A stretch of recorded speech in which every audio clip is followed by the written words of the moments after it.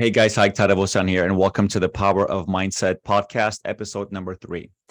With this episode, I wanted to further dive into extrapolating the thesis behind the book, The Power of Mindset. And we talk a little bit about what am I going to spend the first couple of episodes discussing. And I really wanted to spend time specifically talking about the 4 pillars, right? And that's the concept when I initially wrote the book. I actually wrote an incorrect thesis when I was talking about you have to figure out these 4 pillars in your life in order, which was completely wrong, by the way. I was saying that first you got to take care of your financial tank, then your fitness, then the friendship, then the family. Well, that was my order. And as I started understanding the subject better, I did research, I lived with it. I, built the family, I built the business, and I built my fitness and my circle. I realized the best order isn't the order I was sharing, which is why I went back and rewrote the whole book. I talked about you work on the biggest monkey on your back first. And of course, at the time when I was trying to get my finances in order and I was the brokest guy I knew coming to America, being homeless and living on people's couches, of course, I had this monkey on my back telling me that I'm broke. I got to figure out the money issue. Now, if you're somebody that's got your financial situation in a very stable matter, but you've got issues with your health, right? There's a weight problem. There's some kind of an issue with your fitness. Well, you need to take care of that, right? So manage the financial tank, but also take some time to be able to fix your fitness. Or let's say you are healthy, financial take's taking care of itself. You have a startup or a good job, corporate, self-employed, doesn't matter, but you're having issues in your marriage, right? So what are the steps you can take, right? And just because this story I shared about committing to a marathon 6 months out doesn't mean that's what you should be doing. Maybe buy a 5K ticket. And I've gotten a ton of people who said, Hike, I'd love to join you, but I don't want to do a marathon. I'm like, great. Why don't we buy a 10K ticket or a 5K ticket 6 months out? And you can maybe hire a coach, or I can give you some basics on what to do to develop the habit that's going to get you there. In reality, a race day really is irrelevant compared to how it's going to teach you to be uncomfortable with the uncomfortable. As in waking up earlier, getting some workout done sooner, listening to a good podcast before we get to the office. And there's many different ways those additional pillars that you're trying to fix and correct and better are going to better the other ones, right? So it's not how you do this one thing is going to cost you to suffocate in the other one. No, it's how you do anything, it's how you do everything, right? So we did talk about how when I did commit to this marathon 6 months out, it really helped my business, right? It got my team on a different page. It got my business on a different page. It got my expectations and my ability to delay gratification and working towards a common goal and continuously doing sessions that were not showing me immediate results. But when you fast forward 6 months to a year, everything was different, right? Because we do truly overestimate what we could do in a day, and we underestimate how much can get done in a year, as long as you stick to a plan. So with the fitness I talked about in the previous episode, how it helped me better the business, I do want to talk directly business on this one, right? The financial tank. So this was actually my first tank that I really had insecurity about, because I needed to get this fixed. And I did sacrifice everything. I didn't work out, didn't train, didn't spend much time with friends. I wasn't married. I was single. All I did was work. So, and I think that's an important piece to maybe some of the younger people looking to start a business. So if you're listening to this podcast or watching this video on YouTube, I want to cover some basics as far as getting into a business, right? So, and I've gotten a lot of the question, like, if I do get into a business, what's the right thing to do? Take over an existing or do a business from scratch? Now, even though I'm in insurance business, right? I'll talk a lot about specifics, how I did the insurance business. But when you look at the actual concept of business, all businesses have a lot of common denominators, right? It's how do you put a product out there? It's either B2B or B2C, right? Business to business or business to consumer. In many ways, if I have a product, how can I do a good job of selling it so there can be revenue and income? And when there's the good problem of a lot of revenue income, you need to hire. And when you hire, now you run into hiring issues where now you have to have somebody to help you review resumes and interviews and a training process. And the more people you hire, the more hiring issues you run into. Often you make the mistake of hiring the wrong people, which is a great thing to do because you'll learn how to hire better and train better and retain talent better. And I'll talk a little bit more about that as well, because across all the platforms, doesn't matter what type of business. I've got a lot of friends in auto sales business and tech business and insurance business and, stockbrokers. A lot of the things come down to the same. Do you have a good product? Can you market it? Can you sell it? Can you have revenue? Can you hire to maintain the revenue and continuously grow the revenue and do things with it? Benefits, training, people, marketing, and all that good stuff. So first question I want to actually talk about is an important piece, right? So, and even not too long ago, I was talking to a friend of mine about whether it's the right thing to start a business from scratch or to buy a business. Now, there's a very important step to starting a business. And here's why I think the most important piece that you would consider when you do start a business, and I did start mine from scratch. We had 0 customers on day 1, and there's prep work required when you start a business from scratch. So for me, it's very, very common to know that you don't just start working when you start the business. So you have to have a start date, like grand opening date, right? You promote the date and then you have people coming in. Hopefully you can use that to prospect. But reality, your start date is the date you start doing business, but you gather a lot of work way before, right? So for me, 8 months before I started cold calling, and specifically to the insurance business, I had to get a list of a lot of names that were interested to do business, as in I was going to offer them our products and services. They were going to give me a payment. I was going to generate revenue. And with that revenue, I was looking to hire, develop a team, et cetera. And we'll talk about time frame about that as well. Like, what do you need to work on the first couple of years, and then develop a team, replicate yourself, and completely replace yourself in a business. So I like that. The question was, what would you do differently if you go back? Sometimes I get that. And the thing is, I don't think I'll do anything differently, because the way I look at the past, if I made a mistake, well, mistake is painful, but pain is a great teacher, right? You lose sleep over it, but it's okay. You learn, right? And starting scratch was a great, great lesson for me, because you'll learn to build, right? You'll learn to do things from scratch.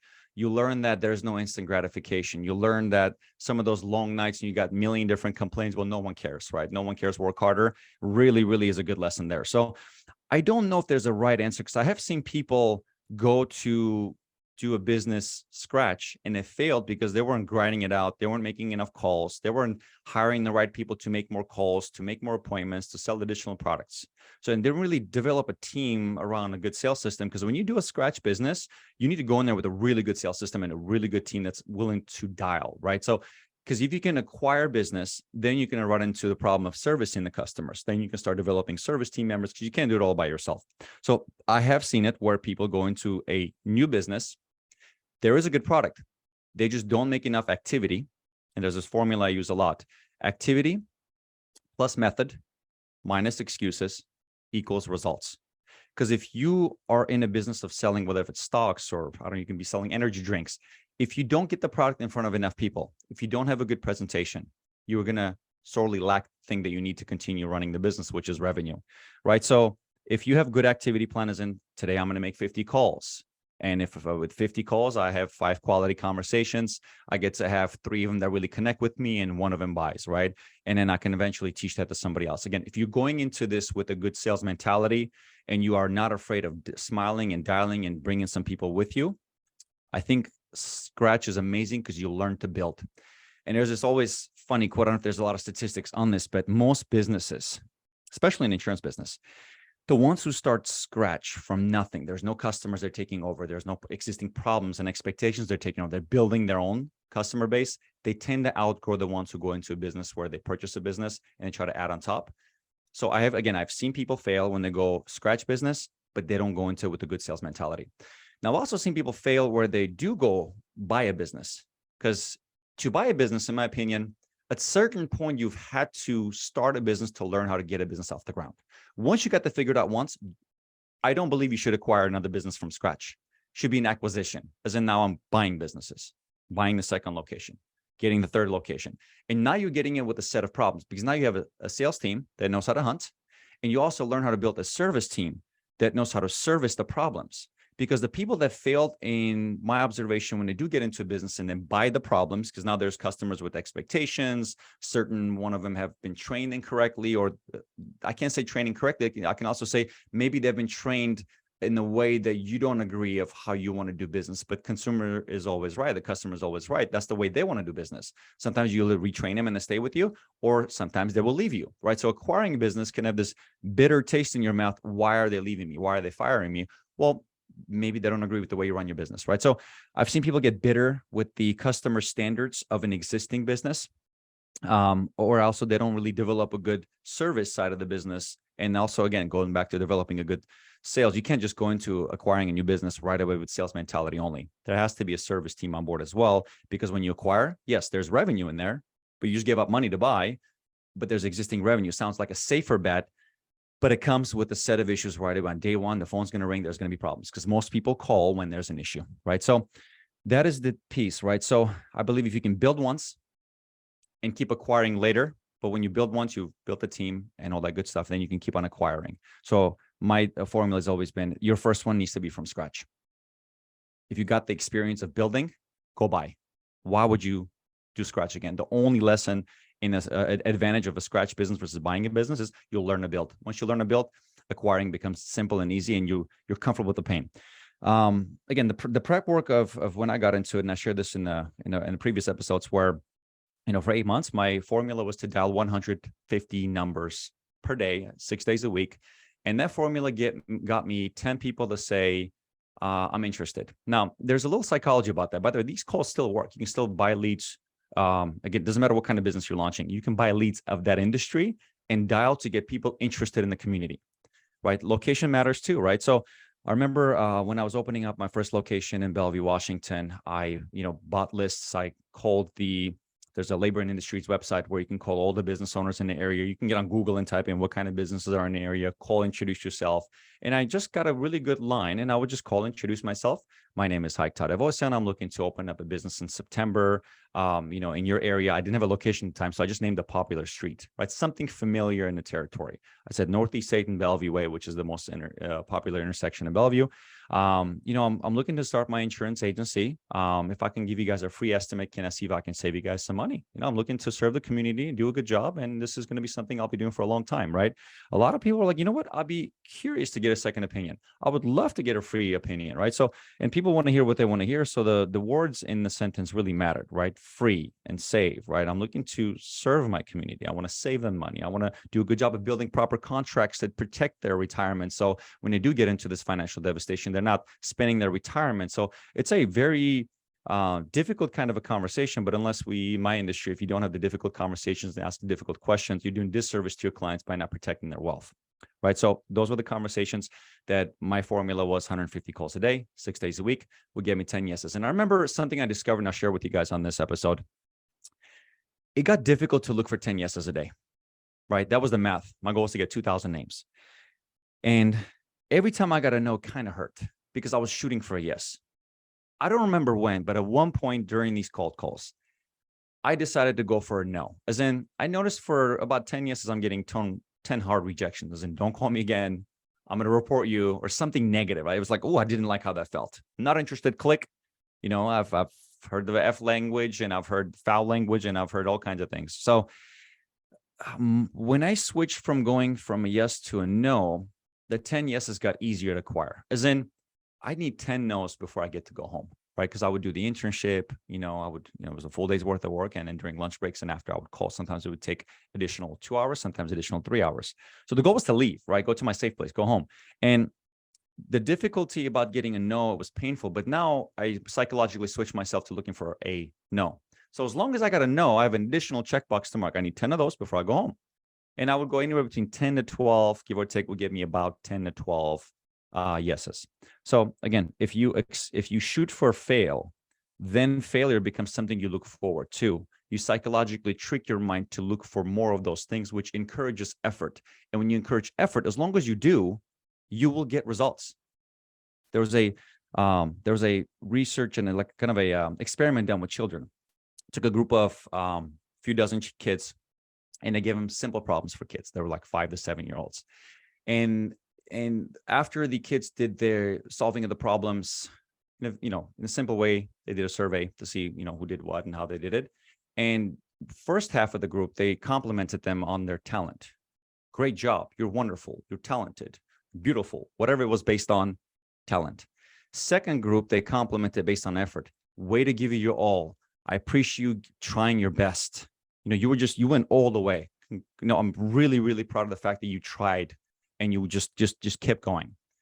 Then they gave the same two groups, same problems, again, different problems from the first set, but it was a different set of problems, and looked at the results. The group that was complimented on their achievements, as in like, great job, you're awesome, you're wonderful, did a significant reduction in performance as far as how they were solving the problems.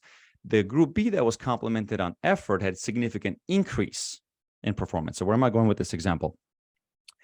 When you promote activity, and now you actually are tracking negative activity, and I'm going to do more negative activity. I'm just going to focus on activity. Psychologically, long-term, you will outlast the competition. You'll do better than the competition. You'll perform better than the competition. Most people tend to get to pain and they give up.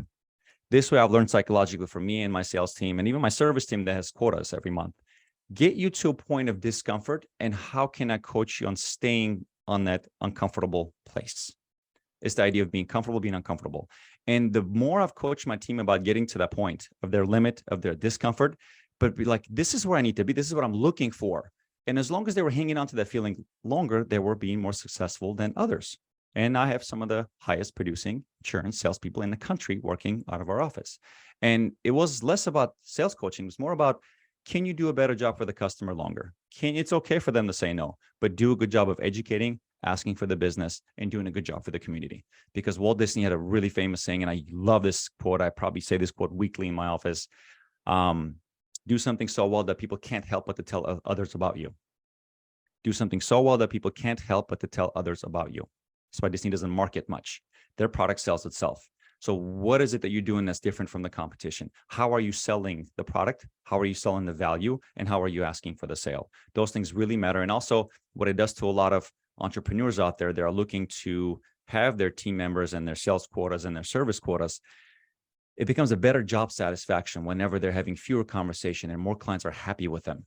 What does it do long-term as far as retaining talent, hiring talent, keeping talent, and the long-term basis as far as growing a business? So that's my take on the prep as far as psychological piece to prepping before you start a business. Have a list of people that are interested to do business with you, to give you revenue and buy your product. So what kind of product do you have? Can you sell it properly? What's the value proposition? What's your value proposition?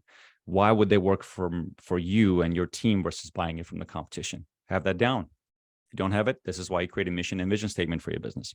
So this brings me to the next part, right? So the way I got the business off the ground, my goal was to get 2,000 names, and I got 1,800. And these names turned into majority of our production the first year. Yeah, we purchased leads, we got referrals. I built relationships with professionals who sent us more customers. But in reality, in all business, nothing gets you more customers than your customers. As in, going back to Walt Disney saying, how good of a job are you doing? So even if you don't ask them to introduce you to their friends and family, they're still going out there, grabbing their hands and bringing them, put it in front of you and saying, you need to buy this product. You need to, get whatever this person's selling, right? So the experience piece is huge. We rarely remember what people do for us, but we do remember how we feel, right? We're very emotional, feeling-based creatures. So the feeling piece is huge. Can you make somebody feel safe and good? Can they feel like they bought the quality product? Because a good understanding from a in a business to a consumer business is that if I do something poorly and I sell something cheap just to save them money, right? To make something cheap, it could turn into one of the most expensive financial decisions a customer's done in our business, right? So we have to do a good job of talking high limits and value. So usually people I've noticed years later, like 13 years in business, they forget, right? But they remember how they feel. And when the conversation comes up with their peers, you could be selling an energy drink or a protein powder. If your stuff is good and that made that person feel good and they used it, they got some results, they probably will forget the ingredients. They're going to be like, dude, you got to use my stuff. Hey, you got to go see my financial planner. I don't remember exactly what he did, but the way he did it, wow. I remember when I was in front of him, and once in a while I kind of check in and I kind of see what they're doing for me. I review and revisit. But again, can you build a product that people can help with tell others about? So, and that's the key to marketing. A lot of people ask, where do you market? How do you market? What leads to buy? In reality, just do a good job. You don't have to market at all. If you're still marketing years and years into business, you need to ask yourself the question, how good of a job are you selling your product? Like, how good a job are you doing? Are you just trying to be the cheapest person? That's why JCPenney's filed bankruptcy here. And Nordstrom is still peaking sales. And Nordstrom is not known to sell cheap products. They got very expensive, overpriced, but very high quality products, right? So be careful the business you build. It could be a curse or it could be a blessing. And a good question I also get is, Hayk, where do you find your talent? I would say questionably for the amount of team members I have. There's agencies around the country that sell more than us, but for the amount of sales reps I have, I don't think, maybe I might have met one or two, but no, not quite. If I put my 4 or 5 top producers against any other 4 or 5 in the entire country, it'd be a close one to see who's got the highest producing team. Even though they got some mega agencies with like 50 salespeople, hard to compare ourselves to that. We're not in certain territories. And yes, I can always blame, there's double the amount of money in certain territories and cheaper labor. But a lot of times, a lot of the things we say is excuses. We can still do great with what we got. And instead of contemplating the grass being greener on the other side, no. The more I did that, the less we produced, the worse we did. The more I said, you know what, the best opportunity is where my feet are. The grass is greener where you water it, the better the opportunity got for us. And now some of those people are calling us, asking us, how the heck are we doing what we're doing, right? So don't blame. Take advantage of what you got and work with it. Trust me, there's a lot of opportunity everywhere, and it's up for grabs, and most are not grabbing it. So here's my formula. Hayk, how do you find good team? I can promise you this, there's no website, anamazingemployee.com, and then you just select pay a fee. There's no such a thing. You can get the best recruiters on the planet. You can have, Indeed, career plug, job ads. You can have the fanciest way of finding candidates. In reality, there's one truth that I've discovered about finding a good team. Here's an important piece. You attract what you are, not what you want. You do not attract what you want. You attract what you are. You might get lucky and attract what you want. They will leave you as soon as they go somewhere where they're more comfortable. And here's what I mean by that. And then the question came to me during a meeting one time, and I responded, I'm like, you attract what you are, not what you want. So if you're this negative, complaintful person who comes in late, doesn't take the job seriously, just boss people around, you ask your team to do stuff you've never done or you never do, and they kind of look at you as this boss figure, and you put them down, you're rude, you overplay your boss card, as in like you got this power thing, you got into business for the wrong reasons, like as in I'm here to be proud, you're never going to build a good team. Like humility, compassion, kindness, leadership. And those pieces are huge. There's a lot of books you can read on the subject. And I've read dozens of books on the subject, which taught me that the leader should sometimes get in front of the team. Like, guys, I don't know how to do this, but let's figure this out together. Right. So the first 1 to 2 years, my formula says, work to become what you're looking to replicate.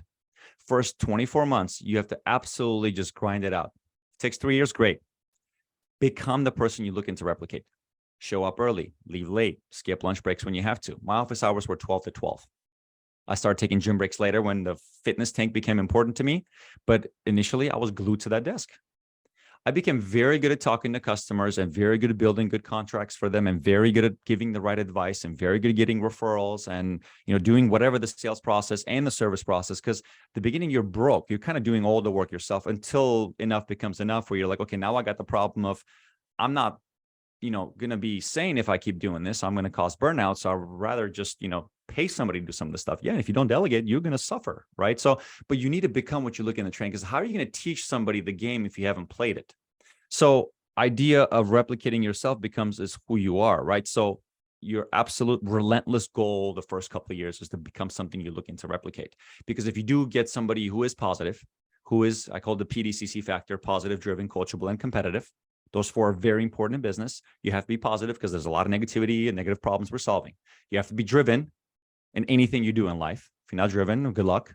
You have to be coachable. Things change. New knowledge comes up. New product comes up. Amazon changes the industry of expectations from consumer. Like, how do you keep up with that, right? So you have to be coachable to be able to talk differently and adapt differently and talk about the marketplace and talk about the recessions and talk about the market changes, right? So, technology changes all the time. New feature comes up, how you text customers and people better and different. Emailing systems change and CRMs change. And you have to be very, very competitive. Like, why is somebody with 2 arms and 2 legs and 1 brain do better than you? Right? What's their mindset like? What book are they reading? Like, what time are they waking up? Right? So you have to be very, very competitive in the environment. So positive, driven, coachable, competitive. So if that person comes in your life and you are negative, you watch the news, you come in late, all you do is complain about the problems and what you saw in the news and why the president's the reason why you have your issues. What do you think that person who doesn't make excuses, who wakes up sooner than you, who's more positive than you, doesn't watch the news, who just grinds it out is going to do eventually? They're going to leave you, and they're going to find an environment that's very positive, driven, coachable, and competitive. And they're going to stay comfortable around what they are. Now, if you are that person who is positive, driven, coachable, competitive, and you do make a wrong hiring decision, which everybody does in business. I don't know, single person, doesn't matter what kind of business, who didn't hire the wrong person. By the way, 13 years in, I'm still hiring wrong people all the time. It's okay. It's part of the game. If you're waiting for a perfect candidate, you'll never find somebody you can teach them up to being the unicorn. You don't find unicorns, you develop them. And if you do have that in you because you became that the first couple of years. You became fit. You became positive. You read all the books. You're going to find somebody who's negative, right? All they do is make excuses. Leads are bad. Customers are horrible. All I'm doing is getting fights with the consumers. I don't want to pick up the call. They take overly long lunch breaks. They show up late, or they just show up enough on time not to get fired, right? It's called quiet quitting, as in, I'm just going to do the bare bones minimum not to get fired. In reality, if you're not okay with that mediocre performance, you're going to let these producers and performance and service reps go, because mediocre is not enough in business environment. You are doing something very noble. You're serving the community. You do not need mediocre people serving the community, right? This is why you start a business, to serve the community, create great jobs in the community. That's it. And you will find ways to get rid of them.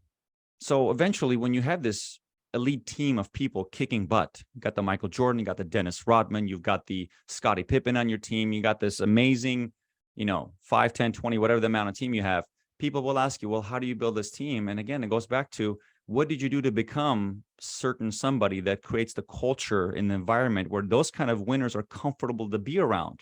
And they're like, man, this person's going to bring out the best of me. I should stick around. So first 2 years, become what you're looking to replicate.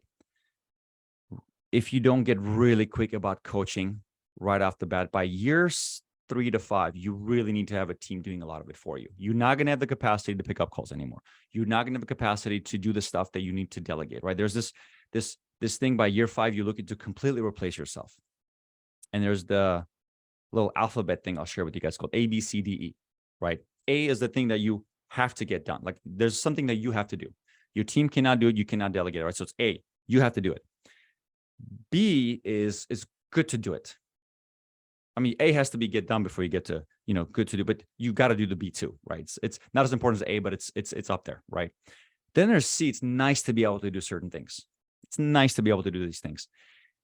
D's, you got to delegate. E, eliminate, right? So think about the activities, right? One of the best things I've done is I took an advice, I don't know from who. There's a lot of good advice out there on podcasts and books, right? It said, write down like the 10 to 20 activities that take up your business and just write down what's an A, what's a B, what's a C, what's a D, what's a E. Run it with your team and figure out what needs to be delegated, what needs to be eliminated, and what are some things that has to be done by you. Because as a leader in the business, you will only have the capacity to do the A's and the B's and sometimes the C's. What needs to be delegated, eliminated should not be your job. Certain things you can delegate at minimum wage, certain things you got to delegate at 6 figures. But trust me, if you don't early on, you will peak by year 5 and you will not grow. And year 5 is like the 10,000 hour, right? That's where most entrepreneurs I talk to always say, I feel overpaid and underworked. Because up until year 5, you feel overworked, underpaid. I promise you that. So that's the definition of grit. Like, can you do something long-term with passion to get to that point? But if you don't properly develop yourself to develop others and replace yourself by year 5, you're going to have a tough business to grow. And that's a piece I did. And a couple of other things I'll share as part of this episode on finance, right? Strictly business we're talking.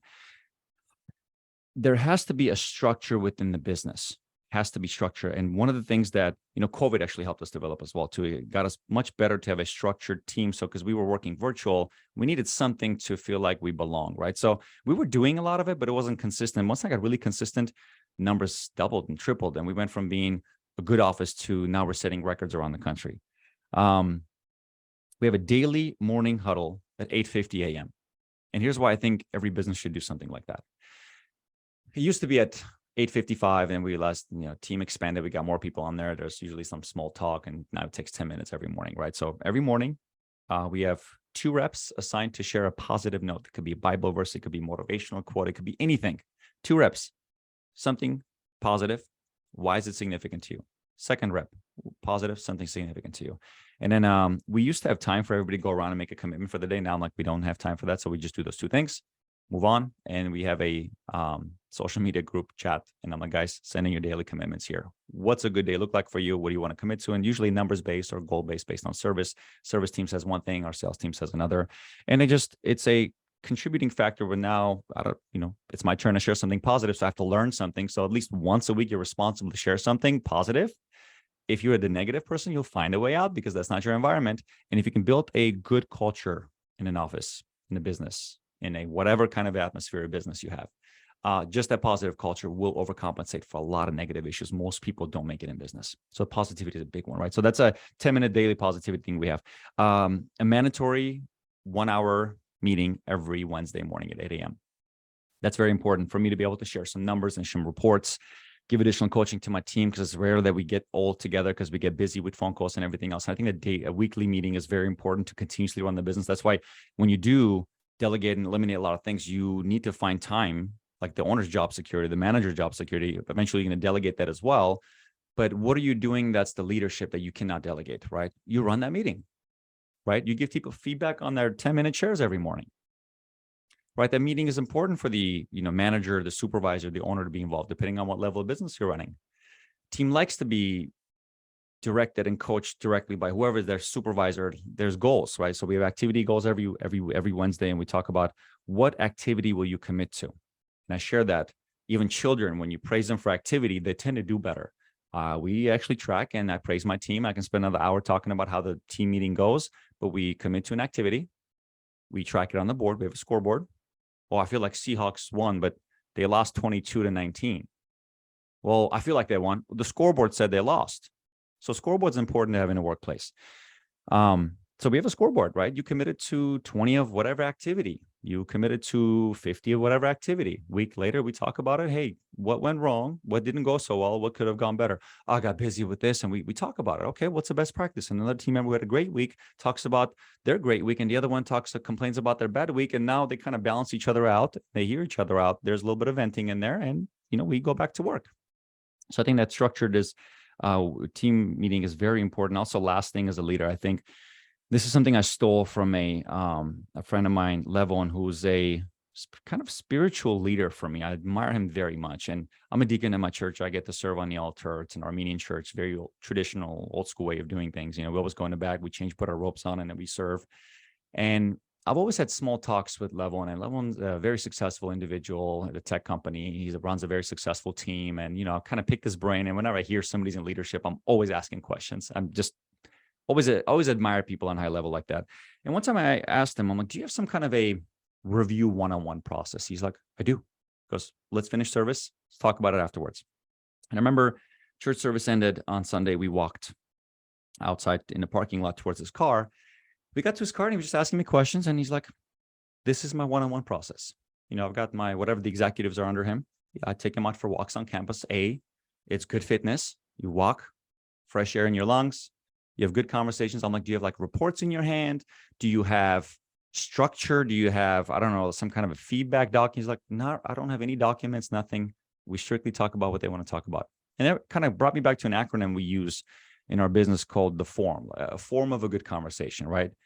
And a FORM is an acronym that stands for family, occupation, recreation, and money, right? I think we should all, whenever we're talking to our spouse, and let's talk about how's family, what's going on? How's work? What's going on? Like hobbies. Oh, you got a marathon coming up? Or you have a Spartan race coming up? Or you're in CrossFit? Oh, how's that going? Money. And you want to, in our business, we want to talk about money so we can protect it better. But in reality, my team sometimes complains about their money, right? So what can I do to help them make more? Is it different sales goals? Is it different sales techniques? So that walk, get a cup of coffee and walk. Monthly, right? Some months gets crazy, vacation here and there. We have done, I can count on one hand how many times we've skipped, but I try to make sure that's a piece that I own, right? I can't delegate that. I'm actually delegating a good amount of those right now, but for my core team, I try to do that as religiously as possible. And you hear the issues, and you can actually fix an issue before it becomes into a big problem. Small issue, manageable, as long as you know before it happens. A large problem, sometimes you have to fire, and unfortunately, firing at the wrong time can be very, very expensive in business. And for those of you who are in small business, you know what it's like to actually fire somebody that you could have coached up and kept. A year later, you're like, man, I could have made it, done a better job. But communicating with your core people is a very important piece of business. And then last but not least, I'll share a study group.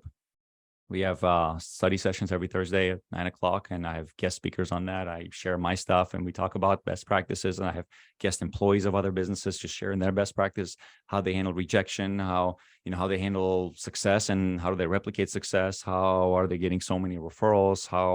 Why is their book of business so large? Why do they have so much sales? And typically it's about somebody's success. And often I try to pick speakers that are going to complement my team. If something we're lacking, I'll have an agent who's really good at that, or a business owner who's good at that, share with us. And lastly, I'll share is dream boards, right? Dream boards has been a big part of our team end of each year.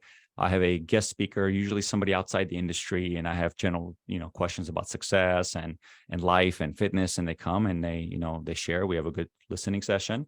We all present our dream boards as far as what we'd like to accomplish within a year, 3 or 5, and then we have pictures and images.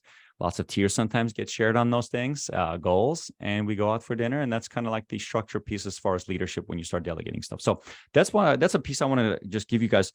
Not too much in detail, but in detailed enough to get a fair understanding what I've been consulting on, right? So if you hear this episode, you can contact me directly. I do offer coaching. We can talk more about that as well. But other than that, if you guys keep following, a lot of the content is free. If there's any direct questions you have, contact me via social media or through the page. My intern guy does a good job of communicating with me and sending me those messages. Hopefully this was useful and you guys got something out of it towards your business or your startup or your corporate job maybe. And if this brought you value to you, then I feel good about the fact that I spent the time recording this and sharing some of my lessons with you. To your success. Cheers.